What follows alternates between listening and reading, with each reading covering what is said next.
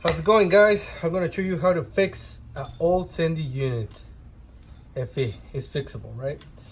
This one has a problem. We used to have a problem here in the connection. It was reading from here. It was having a good conductivity from here, but not through here.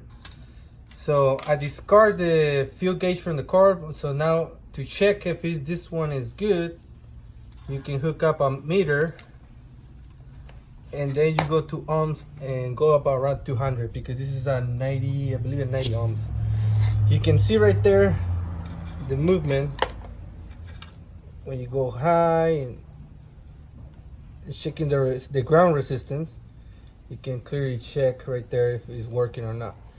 This one, I have to clean this connector and put a screw on it. That way they can have a good connectivity from here to there. So now it's working fine.